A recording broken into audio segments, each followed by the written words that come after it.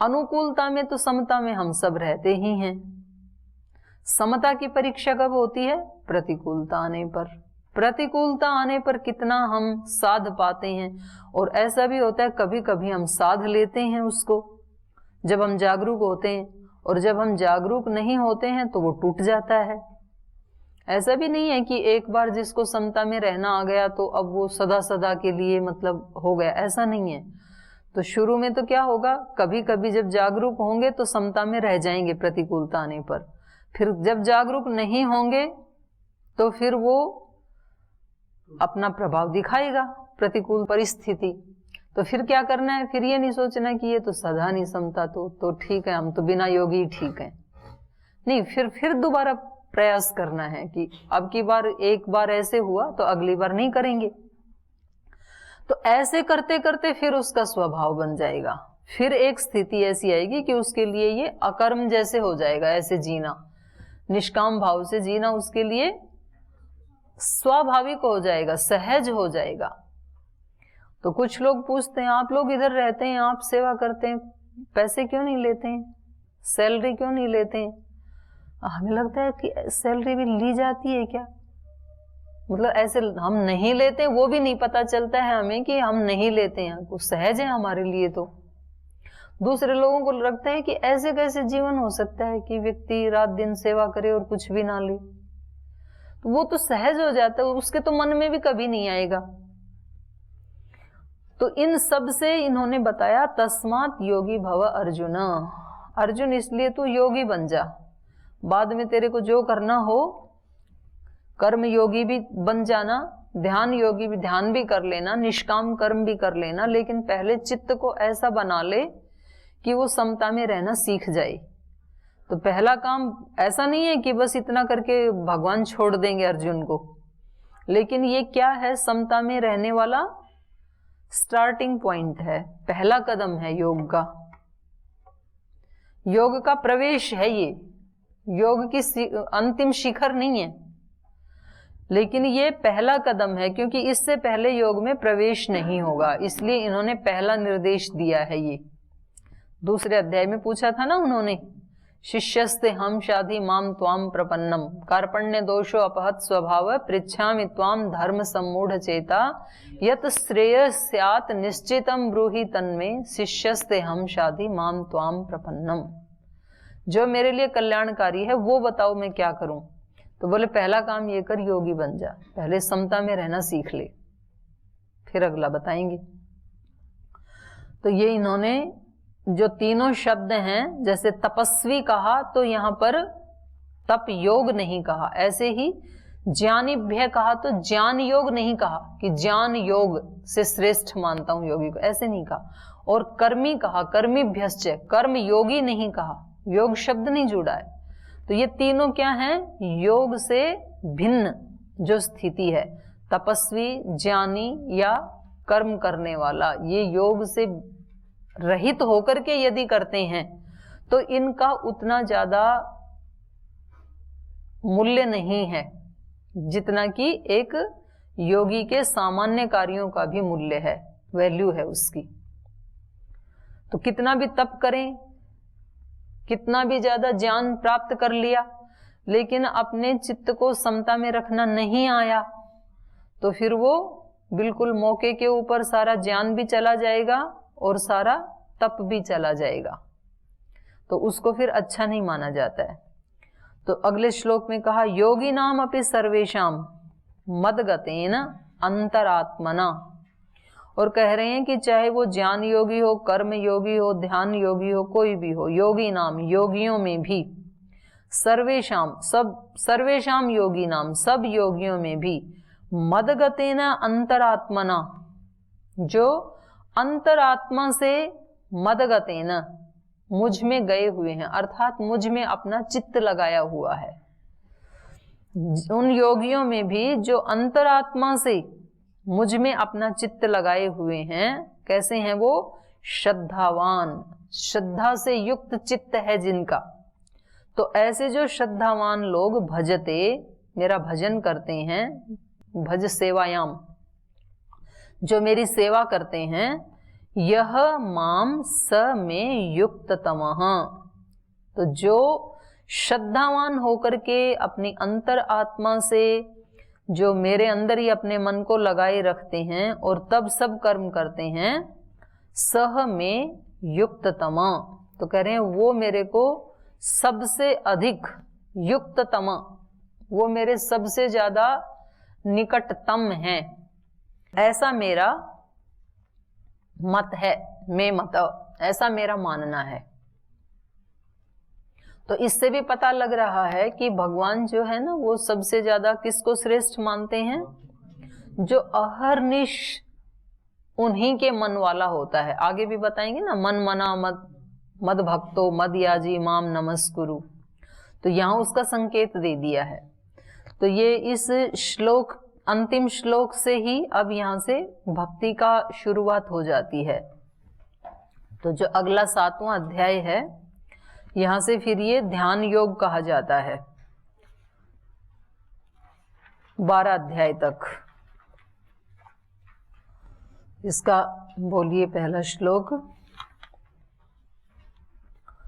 मय्यासक्त मना पार्थ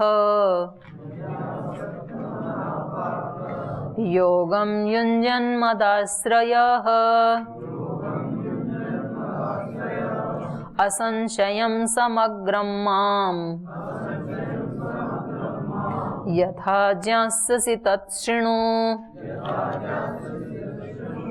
ज्ञानं तेऽहं सविज्ञानम् इदं वक्ष्याम्यशेषतः यज्ञात्वा नेह भूयोऽन्यत् जातव्यम् अवशिष्यते। मनुष्याणां सहस्रेषु कश्चिद् यतति सिद्धये यततामपि सिद्धानां कश्चित् मां वेत्ति तत्त्वतः।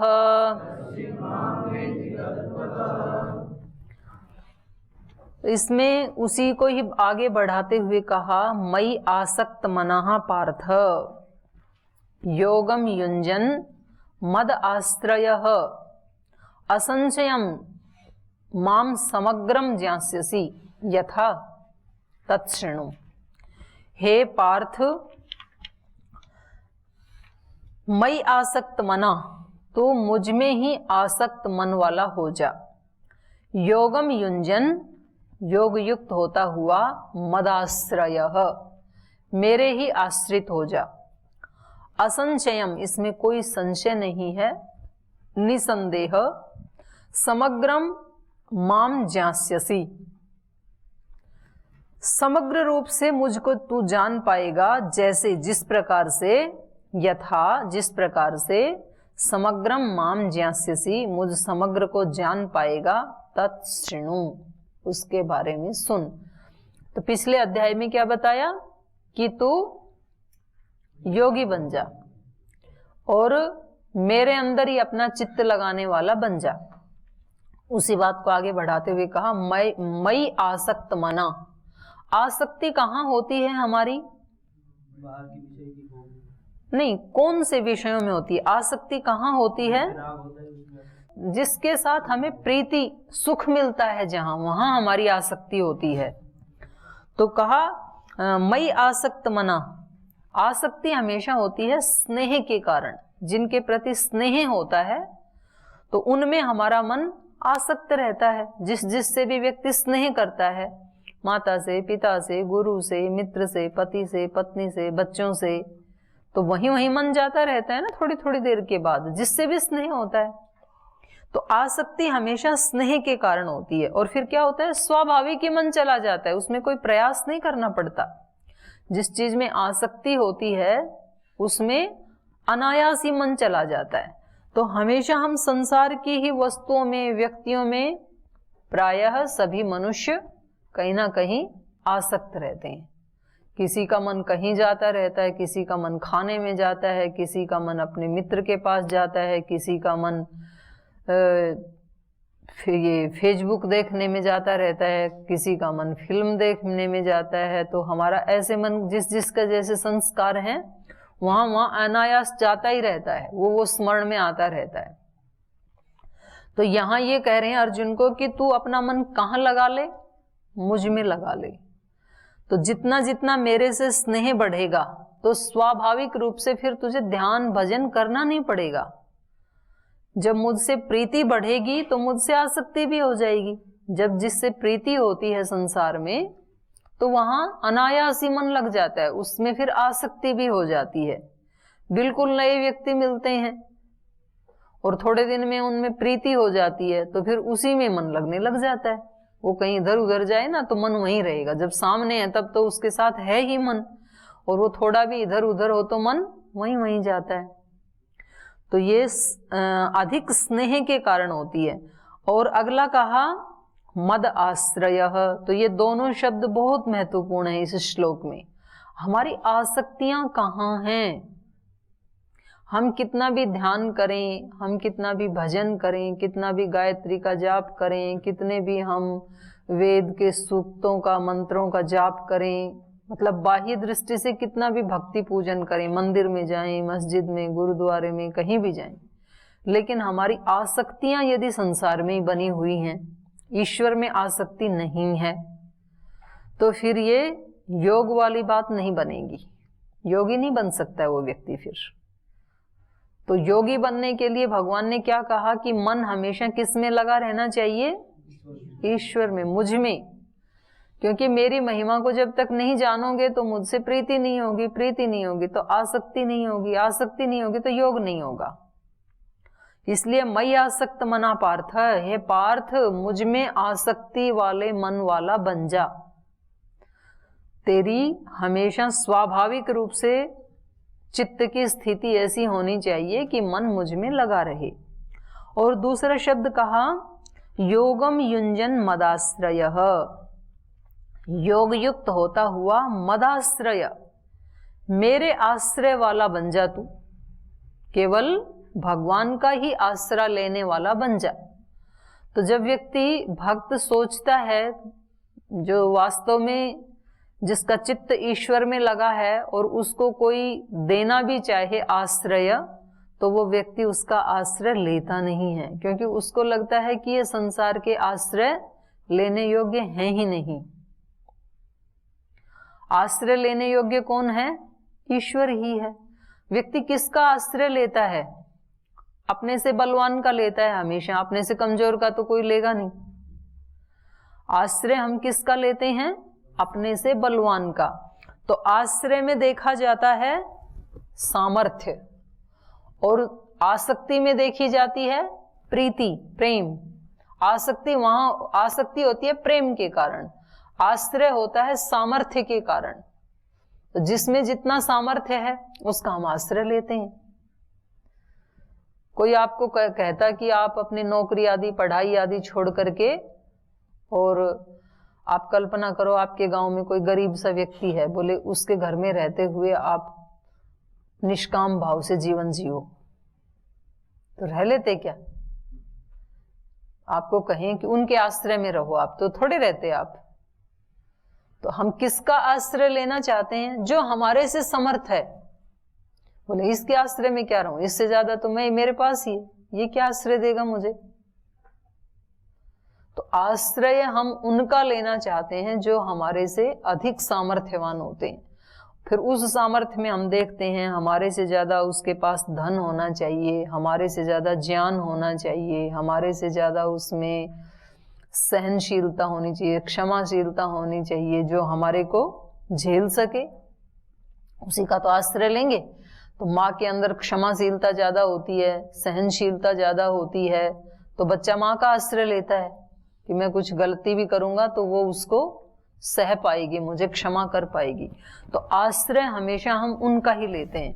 लेकिन हमसे भूल होती है कि कभी हम धन ऐश्वर्य का आश्रय लेते हैं कि मैं इतने पैसे कमा लेता हूं, इतना मेरा बैंक बैलेंस हो जाए, फिर मैं बैठ के आराम से भगवान की भक्ति करूंगा, कोई चिंता नहीं रहेगी आजीविका की। तो पहले अपने जीवन की चिंताएं मिटा लेते हैं आजीविका की। तो फिर वो बिजनेस व्यापार आदि में लग जाता है उस आश्रय के लिए। लेकिन वो उल्टा ही हो जाता है, वो आसक्ति भी उसमें हो जाती है और आश्रय भी उसमें हो जाता है, तो फिर वापस लौटने का चांस नहीं होता है। कभी कुछ लोगों को लगता है कि चलो बच्चों को थोड़ा पढ़ा लिखा देते हैं, इनकी शादी वादी कर देते हैं और इनको वेल सेट कर देते हैं, फिर हम इसमें लगेंगे, ये हमारी जिम्मेदारी है। तो ताकि फिर मन में ना आए कि भाई बच्चों की कोई जिम्मेदारी भी बच गई है, तो निश्चिंत होके लगेंगे। और बाद में पता लगता है कि बच्चे तो सेट हुए सो हुए, माता पिता को भी सेट कर लिया अपने साथ कि अब हमारे बच्चों को भी पालो आप। तो बोल जी अब तो हिल ही नहीं सकते हैं, पहले तो आ भी जाया करते थे, अब तो उनके बच्चों की जिम्मेदारी आ गई। तो जिस जिसका भी हम आश्रय लेते हैं तो वो आश्रय हमारे कैसे हैं, अस्थाई हैं, अनित्य हैं और वो हमें उलझाने वाले हैं। संपत्ति का भी आश्रय ऐसा ही है, फिर संबंधों का भी आश्रय ऐसा ही है। तो भजन गाते हैं ना, उलझ मत दिल बहारों में, बहारों का भरोसा क्या, सहारे टूट जाते हैं, सहारों का भरोसा क्या। संसार के जो सहारे हैं वो तो टूट जाते हैं। तो अपनी अक्लमंदी पर, विचारों पर ना इतराना, जो लहरों की तरह चंचल, विचारों का भरोसा क्या। कई बार व्यक्ति अपने ज्ञान का आश्रय लेता है कि मेरे पास तो इतना ज्ञान है, मैं तो कहीं भी रहूं तो सब लोग तो मेरा सम्मान करेंगे ही, तो वो उसी में लगा रहता है शब्द ज्ञान में। लेकिन जब जीवन का तूफान आता है वो कहीं चला जाता है फिर शब्द वाला। तो इसलिए बोले कि तू अपनी अक्लमंदी पर, विचारों पर ना इतराना। विचारों के ऊपर, अगर विचार से जिसने सत्य को जाना है अभी और वो व्यक्ति यूं सोचे कि मैंने तो सब जान लिया, बोले ये विचार तो लहरों की तरह से हैं, एक आती है फिर चली जाती है, वापस फिर आती है फिर चली जाती है। विचार तो ऐसे ही हैं, आज बहुत अच्छे आ रहे हैं, आज बहुत शांति के विचार आ रहे हैं, आज बहुत सहनशीलता के आ रहे हैं, कल ही अशांति के आ जाएंगे, थोड़ी देर के बाद ही असहनशीलता के आ जाएंगे कि ऐसे कैसे सहा जा सकता है। तो वहीं पर ही फिर बंटा ढार हो जाएगा। तो ये आश्रय लेने योग्य कौन है, भगवान कह रहे हैं तो मेरा आश्रय ले। और उपनिषद में भी क्या कहा जा रहा है, तदेव आलम्बनम श्रेष्ठम, तदेव आलम्बनम परम, एतद आलम्बनम श्रेष्ठम, एतद आलम्बनम परम। कठोपनिषद में कहा ना कि ये ही आश्रय क्या है, सर्वश्रेष्ठ है। क्योंकि ये तो पता नहीं लहरों की तरह से चंचल है, किसी व्यक्ति का लेते हैं, पता नहीं वो व्यक्ति कब छोड़ दे, और वो ना भी छोड़ना चाहे तो मृत्यु छुड़ा दे, मृत्यु पता नहीं कब आ जाए। तो जिसका भी आश्रय लेते वो संसार रहेगा कितने दिन। मानव सोचो, जग के सुख का विस्तार रहेगा कितने दिन, ये मान रहेगा कितने दिन, सम्मान रहेगा कितने दिन। जिस जिसका भी आश्रय लेते हैं वो सारे आश्रय कैसे हैं, अस्थाई हैं। पता नहीं कब भूकंप आ जाए, पता नहीं कब बाढ़ आ जाए, पता नहीं कब बीमारी आ जाए, पता नहीं कब किसको कैंसर हो जाए, पता नहीं कब किसका दिमाग घूम जाए, पता नहीं कब बिजनेस में लॉस हो जाए। अनित्य है ना, अस्थाई है ये। तो ये विश्वसनीय आश्रय नहीं है संसार के। सदुपयोग करना, अनित्य समझ के ही सदुपयोग करना। आज हैं तो आज सदुपयोग करेंगे ठाठ के साथ, कल नहीं होगा तो नहीं करेंगे। तो कल नहीं होगा तो फिर दुख नहीं होगा, क्योंकि पहले से ही ये सोच के चले थे ना, अनित्य है ऐसा सोच के चले थे। तो इसलिए ये बहुत बड़ी बात कही जा रही है। जो व्यक्ति अपना आश्रय ईश्वर को मान लेता है, फिर वो ये आने जाने वाली चीजों से कभी विचलित नहीं होता है, कब क्या मिल गया कब क्या छूट गया, क्योंकि ये तो जीवन में होगा निश्चित रूप से। जगत नाम ही उसका है जो परिवर्तनशील है। गच्छति इति जगत है, जो निरंतर गति करता है, गमन करता है, वो ही जगत है। तो इसमें एक जैसी स्थिति रहे ये तो इसका स्वरूप ही नहीं है। बच्चा है तो किशोर भी होगा, किशोर है तो युवा भी होगा, युवा है तो प्रौढ़ भी होगा, प्रौढ़ है तो बुजुर्ग भी होगा, ये तो क्रम है। सर्दी है तो गर्मी भी आएगी, गर्मी है तो बारिश भी आएगी, बारिश के बाद दूसरा मौसम भी आएगा, शरद ऋतु भी आएगी, ये तो चलेगा। परिवर्तन तो आएंगे निश्चित रूप से, नाम ही इसका है संसार। तो कोई व्यक्ति एक जैसे नहीं रहेंगे कभी भी, कोई संबंध एक जैसे नहीं रहेंगे, उसमें चेंज आएगा निश्चित रूप से। कोई वस्तुएं ऐसी नहीं रहेंगी, हमारे मन की स्थिति वैसी नहीं रहेगी। जिस समय हमने संबंध बनाया तब अलग स्थिति थी, आज अलग स्थिति है, तो ये तो चेंज होगा। तो इस परिवर्तनशील का आश्रय न लेकर के इन सब को स्वीकार करते हुए आश्रय वो लेने योग्य है जो अपरिवर्तनशील है, जिसमें कभी कोई चेंज नहीं आता, कभी कोई न्यूनता नहीं आती, हर समय उपलब्ध है, पूरी मात्रा में उपलब्ध है, जितना चाहे उतना उपलब्ध है। रात को चाहे तो रात को भी उपलब्ध है, पहाड़ के ऊपर चाहे तो पहाड़ पे भी उपलब्ध है, पाताल में चाहे तो पाताल में भी उपलब्ध है, समुद्र में चाहे तो समुद्र में भी उपलब्ध है, घर में चाहे तो घर में भी उपलब्ध है, जहां चाहे वहां उपलब्ध है। ऐसा आश्रय तो ईश्वर ही हो सकता है। बाकी के आश्रय जो हैं वो सब जगह नहीं मिलते हैं, जितना चाहे उतना नहीं मिलते हैं, कभी नष्ट भी हो जाते हैं। तो ऐसा सोच करके ये जो योगी है ये किसका आश्रय लेता है? ईश्वर का। वही श्रेष्ठ आश्रय है। तो यहां कहा मई आसक्त मना पार्थ है योगम युंजन, योग युक्त होता हुआ, योग युक्त होगा ही वो जिसका आश्रय ईश्वर है और जिसका मन हमेशा, आसक्ति हमेशा ईश्वर में रहती है। तो फिर कहा असंशयम समग्रम माम यथा ज्ञास्यसि, निश्चित रूप से शंका रहित होकर के यथा माम समग्रम ज्ञास्यसि, ये भी एक तीसरी बात भी बहुत अच्छी बता रहे हैं, जिस प्रकार से तू मुझे समग्र को जान पाएगा, क्योंकि ईश्वर को भी हम समग्रता से नहीं जानते हैं, कभी भी हम सत्य को समग्रता से नहीं जानते, सत्य को हम किसी एक टुकड़े में जान लेते हैं कि ऐसा है। तो फिर वो पूरा पूरा ना जानने के कारण फिर हमारा वैसा ही आग्रह बन जाता है। तो ईश्वर को भी सब समग्रता से नहीं जानते हैं ना, ईश्वर के एक रूप को ही जानते हैं बस। केवल करुणा वाला रूप जो है ईश्वर का वो सबको स्वीकार्य है, न्याय वाला स्वीकार नहीं होता है, क्योंकि उसमें कुछ तो फिर तोड़फोड़ होती है ना। तो न्यायकारी वाला रूप नहीं जानेंगे, या तो फिर न्यायकारी भी जान लिया तो सर्वशक्तिमान को नहीं जानेंगे, सर्वशक्तिमान भी जान लिया तो सर्वव्यापक को नहीं जान पाएंगे, फिर कहेंगे कि वो 7वें आसमान पे है या मंदिर में कि मस्जिद में स्थान विशेष में, ऐसे कहेंगे।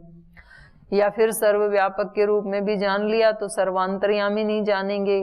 तो उसके समग्रता से जानना ये बहुत कठिन है। तो ये मनुष्य की सामर्थ्य नहीं है कि वो ईश्वर को समग्रता से जाने, क्योंकि मनुष्य की सामर्थ्य बेचारी की छोटी सी है ना। तो छोटी सी सामर्थ्य से वो कितना जानेगा? जितनी सामर्थ्य है उतना ही तो जानेगा ना। एक लोटे में कितना पानी आएगा सागर का? एक लोटा ही आएगा, वो पूरा सागर तो उसमें नहीं भरा जा सकता, क्योंकि उसकी बेचारी की सामर्थ्य नहीं है। तो इस इंसान की सामर्थ्य नहीं है कि ये केवल अपनी ही बुद्धि से ईश्वर के समग्र रूप को जान सके। इसलिए भगवान कह रहे हैं यथा माम समग्रम ज्ञास्यसि, जिस प्रकार से तू मेरे समग्र रूप को जान पाएगा, तत्शृणु, वो मुझसे सुन। कैसे जान पाएगा? उसका उपाय तू अपनी बुद्धि से नहीं जान पाएगा, क्योंकि तेरे पास उतनी सामर्थ्य नहीं है। तो ये भगवान की इस प्रकार से कृपा का पात्र भी कौन बनता है? अर्जुन। अर्जुन मतलब जिज्ञासु, सरल, ऋजु धातु से बनता है ना अर्जुन। सरल व्यक्ति बनेगा पात्र, जो पहले से ही मतलब लीपापोती करके सोच रहा है कि मेरे को तो सब पता ही है, तो उसमें क्या भरा जाए अब, जो पहले ही भरा है। तो खाली होगा जो जिज्ञासु होगा, जो जानना चाहेगा, सरल होगा, उसको भगवान कह रहे हैं कि मैं खुद बताऊंगा तेरे को, उसको सुनो कैसे प्राप्त कर सकता है। फिर कहा ज्ञानम ते अहम सविज्ञानम इदम वक्ष्यामि अशेषतः यज्ञात्वा न इह भूयो अन्यत् ज्ञातव्यम अवशिष्यते। ते अहम ज्ञानम सविज्ञानम वक्ष्यामि, वो ज्ञान, जिस ज्ञान से तू मुझे संपूर्ण रूप से जान पाएगा, वो ज्ञान मैं तुझे विज्ञान सहित, एक होता है ज्ञान, एक होता है विज्ञान। तो ज्ञान मतलब क्या है? शब्द ज्ञान, जो हम अभी शब्दों से सुन रहे हैं ना, ऋषियों के वाक्यों को या किसी गुरु के मुख से सुनते हैं या शास्त्र को पढ़ के जानते हैं, ये सारा क्या है? ज्ञान। इसको कहेंगे ज्ञान। एक होता है विज्ञान। विज्ञान मतलब जब हमने उसका प्रत्यक्ष कर लिया, ये ज्ञान है ऋषियों का दिया हुआ, इसी को शब्द ज्ञान कहते हैं, इसी को आप्त प्रमाण कहते हैं। एक अनुमान प्रमाण से जाना जाता है, अनुमान से भी हमें ज्ञान होता है ना, वे बादल हो रहे हैं तो बारिश होगी, ये क्या है? अनुमान। एक होता है शब्द प्रमाण, एक होता है अनुमान प्रमाण, लेकिन सबसे मुख्य क्या होता है? प्रत्यक्ष प्रमाण, क्योंकि प्रत्यक्ष के आधार पे ही अनुमान होता है और प्रत्यक्ष के आधार पे ही शब्द होता है। तो मूल में तो प्रत्यक्ष प्रमाण होता है। कभी हमने देखा कि जब जब बादल हुए थे एक बार पहले, तब बारिश भी आई थी, तो वो जो प्रत्यक्ष देखा था, उस प्रत्यक्ष के आधार पे अब हम कह रहे हैं कि आज भी बादल हैं तो आज भी शायद बारिश आ सकती है। ये शब्द ये भी क्या है? किसी ने ऐसा प्रत्यक्ष किया और उन्होंने अपने प्रत्यक्ष के आधार पे ये पुस्तक लिखी। तो ये शब्द प्रमाण भी किसके आधार पे है? प्रत्यक्ष के आधार पे। तो सबसे अंतिम जो प्रमाण है और जो सत्य का अंतिम चरम आधार है, वो है प्रत्यक्ष प्रमाण। तो इसलिए इन्होंने कहा कि ज्ञानम सविज्ञानम, ज्ञान और विज्ञान सहित, अहम इदम ते वक्ष्यामि, मैं ये ज्ञान और विज्ञान सहित ये पूरी प्रक्रिया तेरे को बताऊंगा, वक्ष्यामि बताऊंगा। अशेषतः, अशेषतः माने संपूर्ण रूप से, क्योंकि व्यक्ति किसी एक ग्रंथ को पढ़ता है तो उसको ज्ञान तो होता है, लेकिन बाकी ग्रंथों का ज्ञान तो नहीं होता ना, तो वो ज्ञान उसका संपूर्ण ज्ञान नहीं हुआ, एक ज्ञान हुआ। गीता को पढ़ेगा तो गीता का ज्ञान होगा, उपनिषद का नहीं होगा। उपनिषद को पढ़ेगा तो उपनिषद का ज्ञान होगा, वेद का नहीं होगा। वेद को भी पढ़ेगा तो वेद का ज्ञान होगा, कुरान पुराण का नहीं होगा। कुरान पुराण को पढ़ेगा तो उससे पुराणों का ज्ञान नहीं होगा। माने संपूर्ण ज्ञान नहीं हो सकता है किसी एक को पढ़ने से। तो इसलिए यहां पर भगवान ने कहा कि वो सारा ज्ञान और विज्ञान सहित तेरे को अनुभव भी करवाऊंगा साथ में। केवल तेरे को ऐसे बताता चला जाऊंगा, कहानी सुनाता हुआ जाऊंगा, ऐसा नहीं। ज्ञान और विज्ञान सहित। ज्ञानम ते अहम सविज्ञानम इदम वक्ष्यामि अशेषतः, संपूर्ण रूप से मैं अब तुझे बताऊंगा। तो दिखाएंगे ना आगे विराट रूप, तो इसको अनुभूति भी तो करवानी पड़ेगी, नहीं तो वो सुनेगा ही नहीं। यद ज्ञात्वा न इह भूयः, और उसको जान करके, न इह भूय अन्यत, उससे अन्यत और कुछ हो नहीं सकता है, उससे ज्यादा। यहां पर भूय किस अर्थ में आया है? फिर, पुनः, फिर उसको जान करके, न अन्यत ज्ञात्वा, उसको जानने के लिए, न अन्यत ज्ञातव्यम अवशिष्यते, फिर जानने योग्य कुछ भी अशेष नहीं रहेगा, जिसको जान करके तू संपूर्ण का ज्ञाता बन जाएगा। तो अब ये आगे जो ज्ञान ये देने वाले हैं, ये शुरू होगा अगले श्लोक से, तो इसको फिर हम कल पढ़ेंगे। आज यही कक्षा को विराम देते हैं।